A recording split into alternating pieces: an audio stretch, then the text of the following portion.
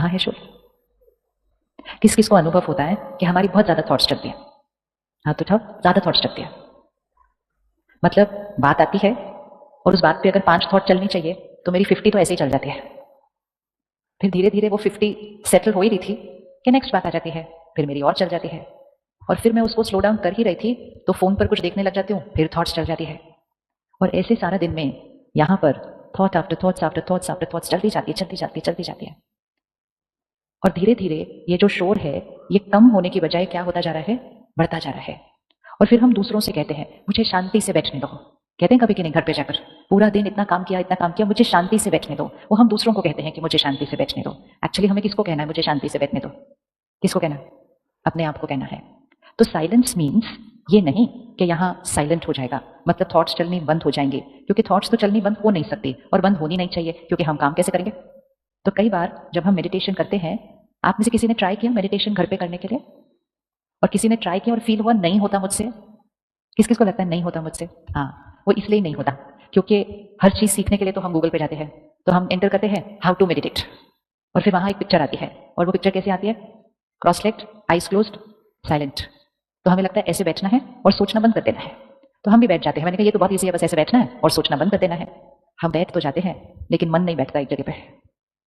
तो जितना हम उसको बंद करने की कोशिश करते हैं वो और ज्यादा शोर मचाता है। और आपको पता है जब हम साइलेंट होकर मतलब बाहर से साइलेंट होकर बैठते हैं ये सोचकर कि अभी हम मेडिटेशन करेंगे, तो ये वाला शोर और बढ़ जाता है, मतलब और ज्यादा थॉट्स आती हैं। क्यों और ज्यादा थॉट्स आती हैं? क्योंकि बहुत सारी थॉट्स हैं जिसको हमने एड्रेस नहीं किया, अपने मन को आंसर नहीं दिया, उसको पीछे पीछे पीछे पीछे धकेल के रखा। जैसे ही हम खाली बैठते हैं थॉट्स चलने शुरू हो जाती है, क्योंकि आजकल हम एक डिस्ट्रैक्शंस के वर्ल्ड में जी रहे हैं। कब लास्ट था जब आप 5-10 मिनट ऐसे ही बैठे थे बिना कुछ करते हुए, खाली डूइंग नथिंग? बैठते हैं हम कभी? क्योंकि जैसे ही 5 मिनट क्या, वो ट्रैफिक सिग्नल पे 20 सेकंड भी जब मिलते हैं ना, हम गाड़ी चलाते चलाते 20 सेकंड तो कुछ नहीं करना क्योंकि गाड़ी रुक गई, तो हम वो 20 सेकंड में क्या कर लेते हैं? बताओ क्या करते हैं उस 20 सेकंड के अंदर? देख लेते फटाफट कोई मैसेज आए। So I don't give myself even 20 second to sit to do nothing. मतलब मैं अपने मन को किसी ना किसी चीज के साथ इंगेज रखती हूँ, बाहर की दुनिया के साथ। और सारा दिन में इतनी सारी बातें आती हैं, बातें तो बाहर आती हैं, थॉट्स यहाँ क्रिएट होती हैं। मैंने नहीं सीखा कि चाहे कोई भी बात हो मुझे राइट थॉट कैसे क्रिएट करनी है। हमने सोचा जैसी बात है वैसी थॉट क्रिएट होगी, और वो क्रिएट करते रहते हैं। यहाँ थोड़ा सा सर भारी होता है तो घर आके हम टीवी ऑन कर देते हैं। किस किस का मन करता है शाम को आके टीवी ऑन करने का? ये टीवी हम क्यों ऑन करते हैं, या कहीं फोन के साथ, क्योंकि आजकल तो टीवी ही फोन के ऊपर है, तो वो टीवी की भी बहुत ज्यादा जरूरत नहीं पड़ती। This is all distracting the mind, कि यहाँ की बातों को एड्रेस ना करना पड़े, कुछ और देख लो, अपने मन को किसी और चीज में लगा दो। तो जैसे ही हम अपने मन को किसी और चीज में लगाते हैं तो थोड़ी देर के लिए वो आवाज जो थॉट्स की है वो आनी बंद होती है, क्योंकि हम कुछ और देख रहे हैं। जैसे अगर मेरी बॉडी में कोई दर्द है, दांत में दर्द है, और मैंने टीवी ऑन कर दिया, मैंने सोचा पिक्चर देखते हैं, तो जितनी देर हम पिक्चर देख रहे हैं उतनी देर वो दर्द क्या हो जाता है? एक्सपीरियंस किया है कभी कि जितनी देर आप अपने माइंड को उसके साथ लगा लो उतनी देर वो दर्द क्या हो जाता है? और जैसे ही टीवी बंद करेंगे क्या हो जाएगा? तो मम्मी क्या कहती थी, कहती अच्छा जब तक टीवी देख रहे थे तब तक दर्द नहीं हो रहा था, अभी टीवी बंद किया तो वापस दर्द शुरू हो गया तुम्हारा। बट इट्स अ फैक्ट कि माइंड को ये पेन परसीव हो रहा था, हमने माइंड को इस पेन से डिस्कनेक्ट कर दिया और पिक्चर के साथ जोड़ दिया। लेकिन जैसे ही वो बंद हुई हमारे माइंड को ये दर्द वापस परसीव होने लगा। अब जितनी देर, ये क्वेश्चन आपने आंसर करना है, अगर मैंने 1 घंटा टीवी देखा, उतनी देर में ये जो मेरे दांत में दर्द था ये कम हुआ, वहीं का वहीं था, या बढ़ गया? क्योंकि मुझे तो दर्द फील नहीं हो रहा था, क्योंकि मेरा मन तो पिक्चर देख रहा था।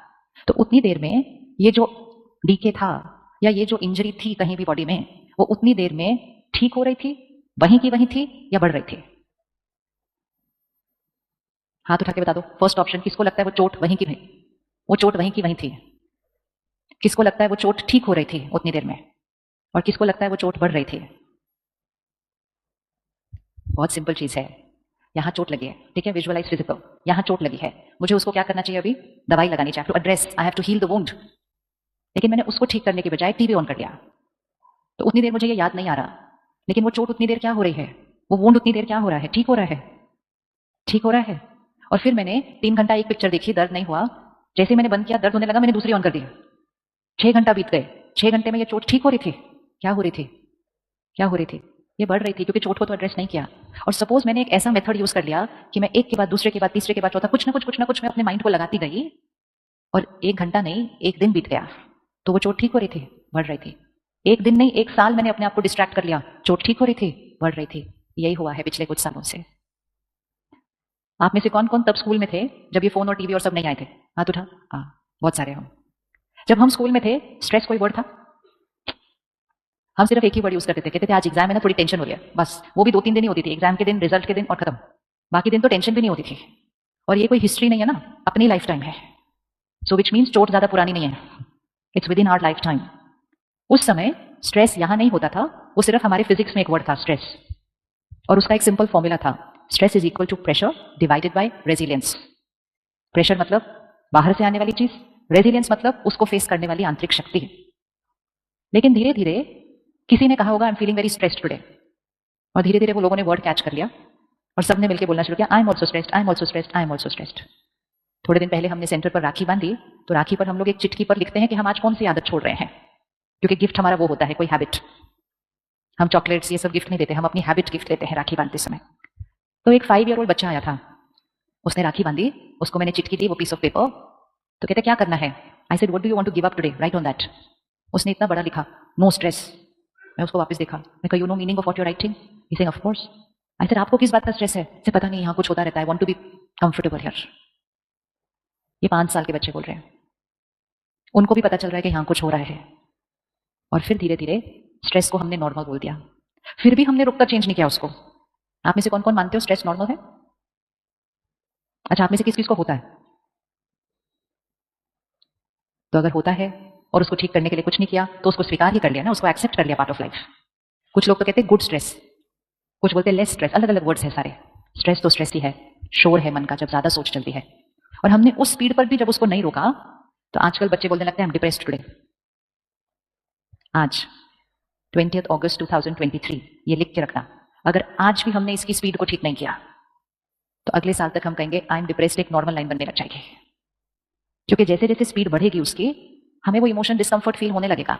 बट ये टेंशन से स्ट्रेस, स्ट्रेस से डिप्रेस्ड, यहां ये क्यों जा रहा है? क्योंकि दर्द हो रहा है, हम उसको ठीक करने के बजाय अपने माइंड को किसी ना किसी चीज में डिस्ट्रैक्ट कर रहे हैं। कौन कौन सी चीजों से डिस्ट्रैक्ट करके अपने स्ट्रेस को खत्म करने की कोशिश करते हैं? बताओ, स्ट्रेस को कौन कौन सी चीजों से खत्म करने की कोशिश करते हैं? आप बताना। मेरे पास तो एक ही तरीका मेडिटेशन, आपके पास बहुत सारे तरीके, आप बताओ कौन से तरीके से? हाँ जी, फोन तो है ही, और कुछ कुछ काम में बिजी, वेरी गुड। अपने माइंड को हमेशा काम में लगा के रखते हैं, खाली नहीं बैठने देते उसको। मंडे से फ्राइडे काम करते हैं, सैटरडे संडे कहते हैं पार्टी करेंगे तो स्ट्रेस खत्म हो जाएगा। बहुत दिनों से बहुत स्ट्रेस है, हॉलिडे जाएंगे तो स्ट्रेस खत्म हो जाएगा। बहुत स्ट्रेस है, शॉपिंग चलते हैं, मूड ठीक हो जाएगा। क्रिएट करते हैं यहां, सोल्यूशन ढूंढते हैं बाहर।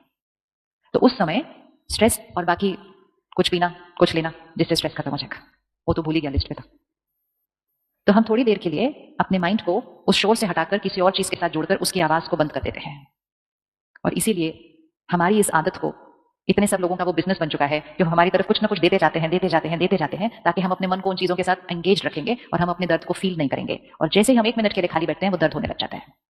और इसीलिए जब हम मेडिटेशन करने बैठते हैं तो पता चलता है ये मन तो बहुत ज्यादा बोल रहा है, ये उस टाइम ज्यादा नहीं बोल रहा, ये वैसे ही ज्यादा बोल रहा है, हम इसकी तरफ देख नहीं रहे क्योंकि हमने ध्यान बाहर कर दिया है। लेकिन अगर हम इसकी तरफ देखेंगे नहीं, इसका मतलब ये नहीं है कि अपने आप ठीक हो रहा है। जितना टाइम बीतता जाएगा, इसका शोर बढ़ता जाएगा। अब यहां पे शोर है क्यों? उसका एक सिंपल फॉर्मूला है। पहले स्ट्रेस का फॉर्मूला क्या था? Pressure divided by resilience. Pressure कहां है? बाहर है। आपकी लाइफ में कोई प्रेशर है? एक बच्चे के लिए प्रेशर कौन सा होता है? कौन सा प्रेशर होता है? पढ़ाई का प्रेशर, एग्जाम का प्रेशर, आजकल कहते हैं पीयर प्रेशर। प्रेशर है ना, मतलब कोई भी चीज जो बाहर से आ रही है, वो it's a situation. Stress is not equal to pressure, stress is equal to pressure divided by resilience. Pressure बाहर से है और